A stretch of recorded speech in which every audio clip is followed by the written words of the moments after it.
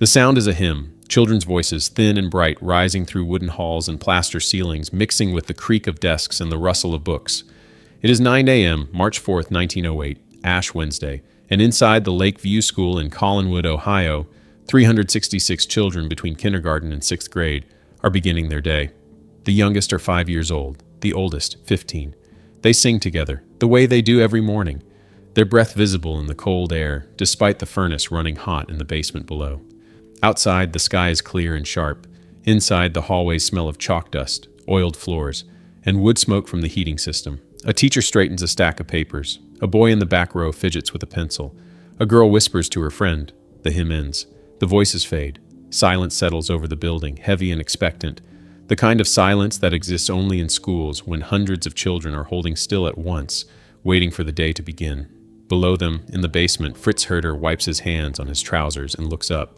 He is the janitor, a German immigrant, father of 8, 4 of whom are upstairs in classrooms right now. He has been here since 6:30 a.m., stoking the coal furnace, sweeping the halls, preparing the building.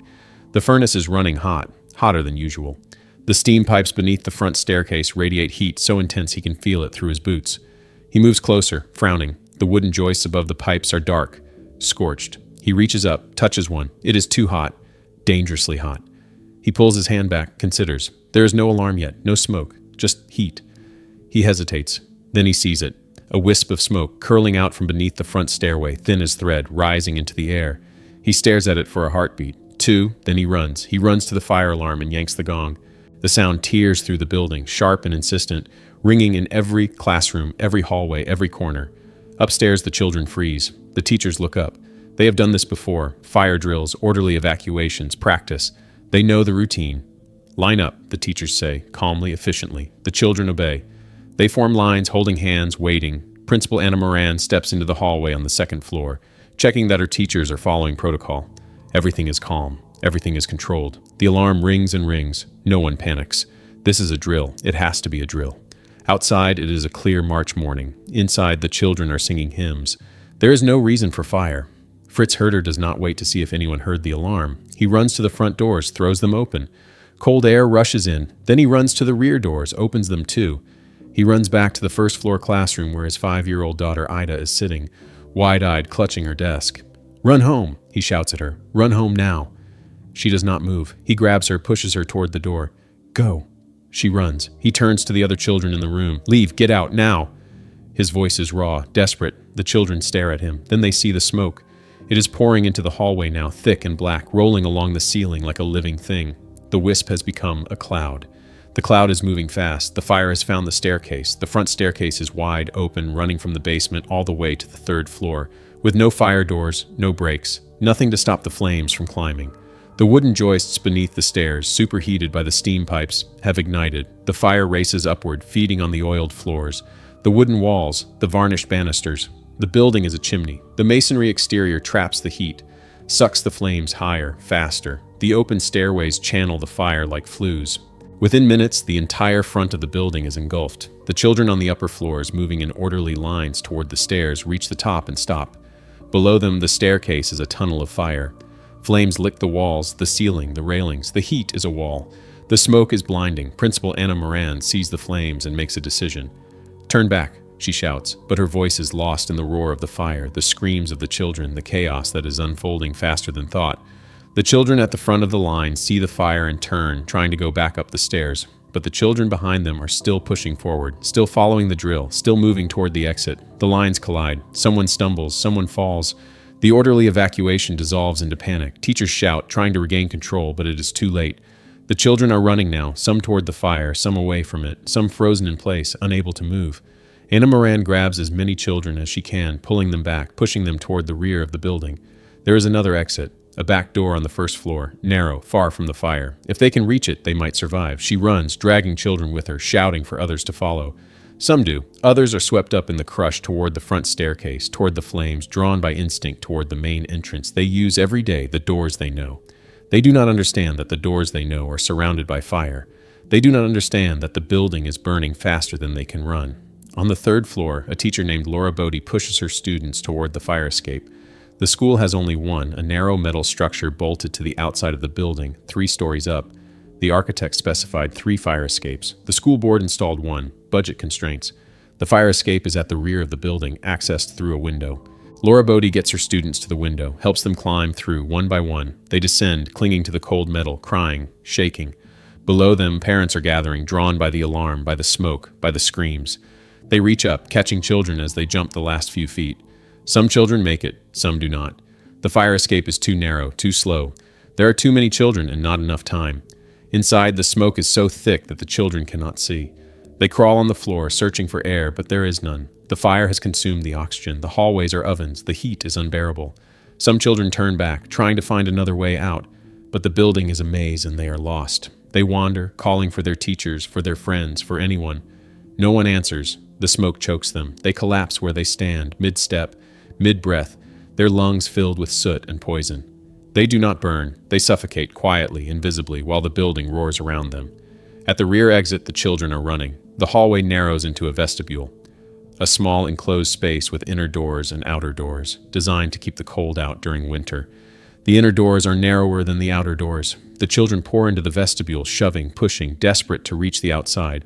The first children through make it. They burst into the cold air, gasping, sobbing, running toward the safety of the street. But behind them, more children are coming. 100, 200, all trying to fit through the narrow passage at once. Someone trips. Someone falls. The children behind them do not stop. They cannot stop. The press of bodies is too great. They climb over the fallen, stepping on backs, on heads, on outstretched hands. More children fall. The pile grows. The vestibule becomes a wall of bodies stacked 5, 6, 7 deep, crushed together so tightly that no one can move. The outer doors open outward, as required by law. But it does not matter. The children are not at the outer doors. They are trapped in the vestibule, behind the inner doors, pinned against each other, suffocating under the weight of the bodies pressing from behind. Men from the street, fathers, neighbors, workers, hear the screams and run toward the school. They reach the rear exit and see the pile. They pull at the children, trying to drag them free, but the bodies are wedged so tightly that human strength cannot move them.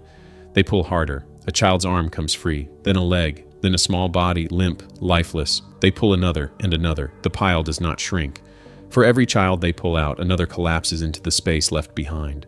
Fritz Herder is at the rear exit, pulling children, screaming names. He sees his daughter Helena in the pile.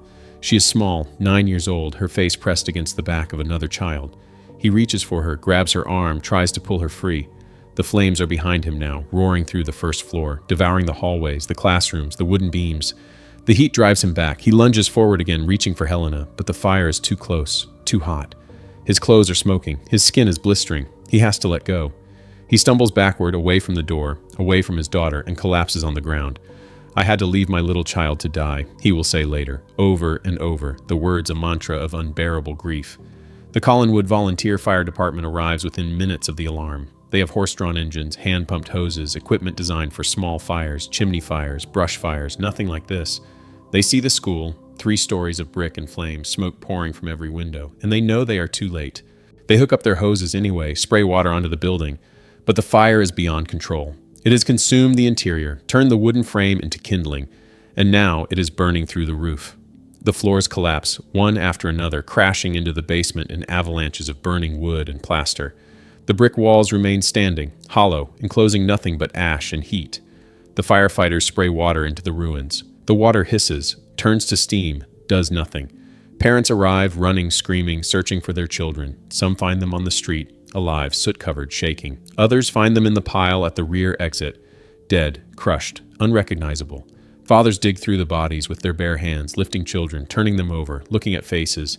Mothers collapse, howling, clutching small bodies to their chests.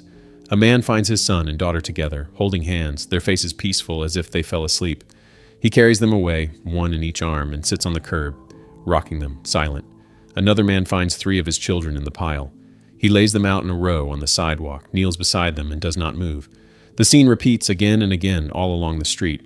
Grief multiplied, compounded, unbearable. The fire burns for an hour. When it is over, the Lakeview School is gone. The walls are standing, but everything inside, floors, ceilings, desks, books, children, has collapsed into the basement, a smoking pit of rubble and ash. The firefighters enter the ruins, searching for survivors. They find none. They find bodies instead, stacked in hallways, piled at exits, lying alone in corners. Some are burned beyond recognition. Others are untouched by flame, killed by smoke before the fire reached them. The firefighters carry them out, one by one, laying them in rows on the street. The count begins. 50, 100, 150. The numbers climb, the rows grow longer. By the end of the day, 172 children are dead. 2 teachers, 1 rescuer who ran into the building and never came out. 175 lives ended in less than an hour. Among the dead are all 3 of Fritz Herder's children who were in the school that day. Helena, age 9, Emma, age 7, and Cora, age 6. His youngest Ida escaped because he sent her home. But the others are gone, their bodies pulled from the pile at the rear exit, carried to the makeshift morgue set up in the village hall. Fritz Herder is questioned by police, accused of negligence, of running the furnace too hot, of failing to prevent the fire. A mob gathers outside his house, calling for justice, for revenge. The Cleveland Police Department sends officers to protect him, forming a perimeter around his home. The investigation clears him. The fire was caused by overheated steam pipes coming into contact with the wooden joists. A design flaw, not operator error, but the accusation follows him for the rest of his life. He returns to work as a janitor, eventually working until he is 70 years old. He rarely speaks of the fire. He dies at 96, carrying the memory of his daughter's faces pressed against the pile, unreachable, dying while he watched. The bodies are brought to the village hall where families line up to identify their children. Some are recognizable, many are not. The task takes days. Parents walk through rows of small bodies, looking, searching, hoping, and dreading in equal measure. A mother finds her daughter by the ribbon in her hair. A father identifies his son by a scar on his knee. Others find nothing, no distinguishing marks, no way to know. 19 bodies cannot be identified. They are too burned, too damaged, or simply too alike. Small children dressed in similar clothes, all taken by the same fire. The village decides to bury them together in a common grave at Lakeview Cemetery. The funeral is held on March 7th, 3 days after the fire. Thousands attend. White caskets, 19 of them, rest beneath an elaborate floral arch. The caskets are small, child-sized, heartbreaking in their uniformity. They are lowered into the ground together, and the earth is filled in, sealing the unidentified dead in a shared grave. The identified children are buried in cemeteries across the area, some in family plots, some in sections set aside for the victims of the fire. The funerals stretch across days. The town of Collinwood, population 8,000, loses nearly 2% of its residents in a single morning. Every family knows someone who died. Every street has a house in mourning. The grief is communal, overwhelming, inescapable, shops close. Schools across the region shut down for days. The newspapers print lists of the dead, columns and columns of names, ages, addresses. The youngest victim is 5 years old. The oldest, 15. The average age is 9. Children who were singing hymns at 9 a.m., dead by 10 a.m., their lives measured in minutes. In the time it took for a wisp of smoke to become an inferno. The investigation begins immediately. The state fire marshal, the coroner, the architects who designed the building, the school board, all are called to testify. The questions are simple. How did this happen? Who is responsible? The answers are complicated. The fire started when overheated steam pipes contacted wooden joists beneath the front staircase. The pipes were installed too close to the wood, with inadequate insulation. The building itself was a fire trap. Wooden frame, oiled floors, open stairways, no fire breaks, no sprinkler system. The exterior was brick, which gave an illusion of safety but functioned as a chimney during the fire, trapping heat and accelerating the burn. The school had only 2 exits, the front door, which was blocked by fire within minutes, and the rear door, which funneled children into a deadly bottleneck. The fire escape was insufficient, one where there should have been 3. The design was flawed, the construction was flawed, the oversight was flawed, but the coroner's inquest assigns no individual blame. The cause of the fire was conditions, the report states, vaguely, uselessly. No one is held legally accountable. The school board is not charged. The architects are not charged. Fritz Herder is cleared. The parents are outraged. They protest, demand justice, but none comes. The fire is ruled an accident, a tragedy, an act of God. The legal system offers no recourse. The dead remain dead. The living are left to grieve and to demand that this never happens again. The fire sparks immediate change. Within days, schools across Ohio are inspected. Thousands of buildings are found to be unsafe. Inadequate exits, flammable materials, poor ventilation, locked doors. New laws are enacted. Exit doors must open outward. Doorways must be widened. Fire escapes must be installed in sufficient numbers. Panic hardware, crash bars that allow doors to open with a push without turning a knob, is developed and mandated. The doorknob latches used at Lakeview, which required children to turn and pull while being crushed by the weight of bodies behind them, are phased out. Fire drills become mandatory. Fire-resistant materials are required. The changes spread beyond Ohio, across the country, across the world. The Lakeview School fire becomes a case study in disaster prevention, a lesson written in the blood of children. But the laws come too late for Collinwood. The village is shattered. Families leave, unable to bear the memories, the empty desks, the silence where children's voices used to be. The population declines. The site of the school is cleared, the ruins demolished, the ground left bare. For years it remains empty, a scar on the landscape, a reminder of what was lost. Eventually it becomes a memorial park. A small patch of grass with a monument, a bronze angel sheltering children beneath her wings, promising their ascent to heaven. The names of the dead are inscribed on the back. The monument is modest, far smaller than the elaborate tombs in Lakeview Cemetery, but it is permanent. Stone endures, grief endures. The survivors carry the fire with them for the rest of their lives. They remember the smoke, the heat, the screams. They remember the crush of bodies, the hands grabbing, the desperate scramble for air. They remember the faces of friends who did not make it, who fell in the hallway, who were pulled into the pile, who vanished into the smoke. Some never speak of it, others cannot stop. They tell their children, their grandchildren, passing down the story like a warning. Do not trust locked doors. Do not trust narrow exits. Do not trust that someone else has thought about your safety. The fire taught them that survival is not guaranteed, that buildings can become tombs, that safety is fragile and must be fought for, every day, in every place. Decades pass.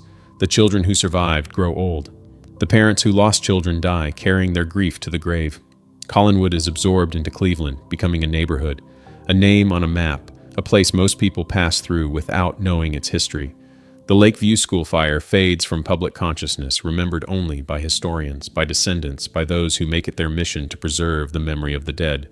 But the legacy remains embedded in the architecture of every school built after 1908, in the fire codes that mandate exits and drills, in the panic bars on doors that open with a touch, in the knowledge that fire does not wait, that escape routes matter, that children deserve buildings designed to save them, not trap them. On March 4th every year, a small group gathers at the memorial in Lakeview Cemetery. They are descendants, mostly, grandchildren and great-grandchildren of survivors, of victims, of those who lived through the grief.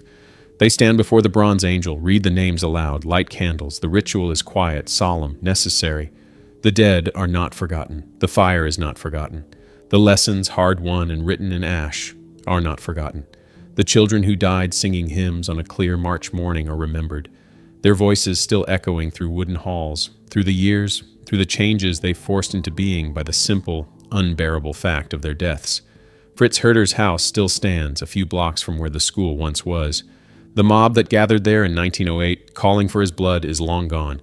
The police who protected him are gone. Fritz himself is gone, dead in 1950, his body buried with the knowledge that he pulled children from the fire, that he lost 3 of his own, that he was blamed and cleared and haunted for the rest of his life. His descendants do not speak of him often. The weight of his story is too great, the grief too deep. But they remember. They visit the memorial. They read the names: Helena, Emma, Cora. 3 small lives ended at 9, 7, and 6, their father watching. Unable to save them, the heat and smoke driving him back. The moment frozen in memory, replayed endlessly, a loop of horror that never ends. The fire burned for 1 hour. The smoke rose for days. The grief has lasted more than a century. Collinwood is a name that carries weight, a place that represents not just a tragedy, but a turning point, a moment when the nation looked at its schools and realized they were death traps. The Lakeview School was not unique. It was typical. Across the country, children sat in buildings with locked doors, narrow exits, flammable materials, no escape routes. The fire exposed the lie of safety, the complacency of authorities, the price of negligence. 172 children paid that price. 2 teachers, 1 rescuer. Their deaths forced change, but the change came too late for them. Too late for the parents who buried small bodies, too late for the town that lost its innocence on a clear March morning when the hymns stopped and the screams began. In the archives, there are photographs. The school, before the fire, imposing 3 stories of brick and pride, a symbol of progress and education. The school, after the fire, a hollow shell, walls standing, interior gone, windows empty like the sockets of a skull. The bodies laid out in rows on the street, covered with sheets, small and still. The funerals, white caskets lined up beneath floral arches, thousands of mourners standing in silence. The memorial, bronze angel and stone, names carved in permanence. The photographs do not capture the sound, the roar of the fire, the screams of the children, the wailing of the parents. They do not capture the smell, smoke and ash and burning wood and something else, something sweet and sickening that hung over Collinwood for days. They do not capture the weight of the silence that followed, the absence of voices, the empty desks, the hymns that were never sung again. But the photographs endure, as do the names, as do the laws, as do the memories passed down through generations. The Lakeview school fire is not forgotten. It cannot be forgotten. It is written into the bones of every school built after 1908, into the emergency exits and fire drills and panic bars that save lives every day, quietly, invisibly, because of the children who died when those things did not exist. The fire lasted 1 hour. The legacy lasts forever. The hymn was sung at 9 a.m. By 10 a.m., it was over. 175 people were dead. The building was gone. The smoke was rising. And the world slowly began to change, forced into motion by the unbearable weight of loss, by the knowledge that it should never have happened, and by the determination, hard-won and blood-bought, that it would never happen again.